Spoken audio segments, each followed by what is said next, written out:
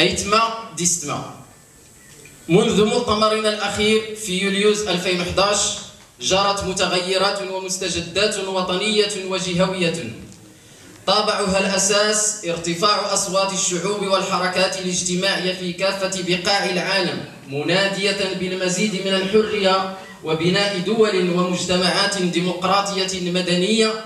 تحترم الاختلاف والتعدد، والسعي الحثيث إلى القطع مع الأنظمة الشمولية المناهضة للحقوق والحريات. كما عرفت بعض المناطق توترات نتج عنها تنامي العسكر واندلاع النزاعات المسلحة، نموذج العدوان على غزة في الشرق الأوسط وأزوات في مالي وإفريقيا الوسطى وأوكرانيا وغيرها من بؤر التوتر. كما ينعقد هذا المؤتمر في ظل مخاض أفرزه الحراك الاجتماعي بمنطقة شمال أفريقيا، والذي عصف بأنظمة استبدادية عتيقة وفتح المجال لشعوب المنطقة لتعبر عن توقها إلى التحرر والمطالبة بحقوقها المشروعة، ومن ضمنها الحقوق الثقافية واللغوية بعد أن عانت من القمع والحصار لعقود طويلة. هذه التجارب آلت في جزء منها للفوضى والاقتتال، وفي مناطق أخرى لصعود أنظمة رشعية لا ترى في الديمقراطية إلا مطية للوصول لدفة الحكم، وسرعان ما تنكرها على غيرها من الفرقاء وتحن لعهد الاستبداد.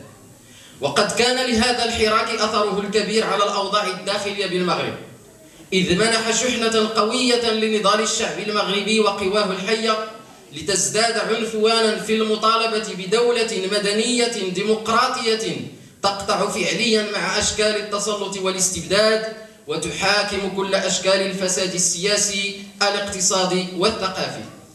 لذلك اخترنا في أصداء مزيغ عن وعي الانخراط في دينامية 20 فبراير كحركة مدنية وفي الحركات والإطارات الداعمة لها، وأكدنا بذلك أن القضية الأمازيغية بالمغرب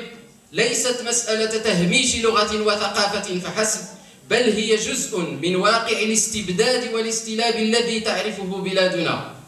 ومحرك للتغيير والتعبير عن التغيير الاجتماعي والسياسي باتجاه إقرار دولة ديمقراطية مدنية وحداثية تؤمن بالاختلاف والتعدد وتناهض كافة أشكال التمييز وأسبابه. Nous tenons également à vous dire toutes les expériences que nous n'arrêtons pas de tirer auprès des organisations amazighes au Maroc, qui ont démontré, non seulement à travers les réseaux amazighs pour la citoyenneté, mais aussi d'autres organisations, elles ont démontré leur capacité à aider le peuple, à aider la population amazigh pour déjà prendre conscience de ses droits, parce que quand on ne connaît pas ses droits, on ne peut même pas les chercher, on ne peut même pas militer pour les avoir. Donc ce travail, en termes de droits de l'homme, ce travail politique, ce travail de sensibilisation, nous pensons que nous avons beaucoup d'expérience à tirer auprès de vous et nous suivons pas à pas ce grand travail que vous n'arrêtez d'effectuer ici au Maroc et qui certainement va profiter à l'ensemble des populations amazighes qui vivent dans d'autres pays dans lesquels elles n'ont pas les mêmes chances que les populations ici pour avoir accès à ces outils aussi importants que sont ces travaux de séminaires, ces travaux de formation, ces travaux de congrès. Donc nous vous suivons pas à pas et nous allons tirer au maximum d'expérience auprès de vous. لا بد من التذكير كذلك بأن هذا الاهتمام ديال الفيدرالية الدولية لحقوق الإنسان بالحقوق الثقافية واللغوية انطلق من الدار البيضاء سنة 2001 لما عقدت الفيدرالية مؤتمرها بالدار البيضاء، وكان موضوع هذا النقاش هو الحقوق الثقافية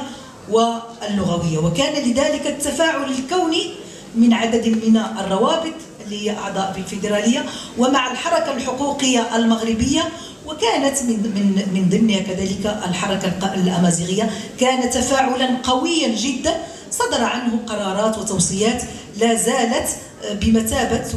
واحد الخريطة الطريق للفيدرالية في عملها من حيث المنهجية والمقاربة. وأظن بأنه اليوم نسجل هذا الاحتفاء بهذا المسار القوي ما بين الفيدرالية الدولية لحقوق الإنسان وما بين الحركة الحقوقية والتي تشتغل بالأساس على الحقوق الثقافية والأمازيغية. طبيعة الحال خلال هذا المسار منذ سنة 2001 المؤتمر ديال الفيدرالي بالضربة إلى اليوم سجلنا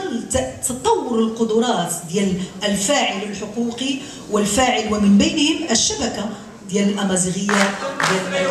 المواطنة في أولا تطوير التصور، في تجديد الوسائل، وفي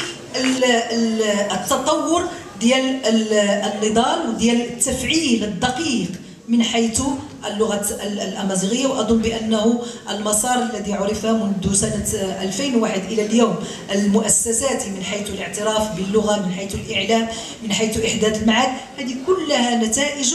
جاءت انطلاقا من هذا المسار. وأظن بأنه نحن اليوم ندخل مرحلة نوعية من حيث أن تكون اللغة والثقافة الأمازيغية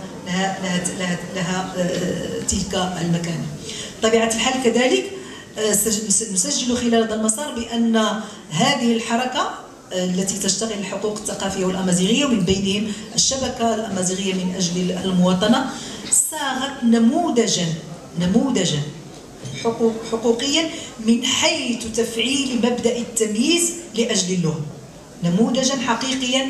يعتمد من طرف عدد من الروابط اللي أعضاء في الفيدرالية الدولية لحقوق الإنسان في العمل من أجل هذا المبدأ ديال عدم التمييز من أجل اللغة، ولكن كذلك نموذج من حيث صياغة وبلورة عدد من المقتضيات ذات الصلة بالعهد الدولي الخاص بالحقوق الاقتصادية والاجتماعية والثقافية، بما فيها الحق في العيش بالثقافة والاستفادة من التعليم والمكتسبات الثقافية والأدبية باللغة المتداولة. أظن بأنه هذا النموذج هام جدا، ويعني حين كنكونوا على برا عاد كنقدروا هذا النموذج التي تم بلورته من طرف أصدقائنا وصديقتنا في المغرب.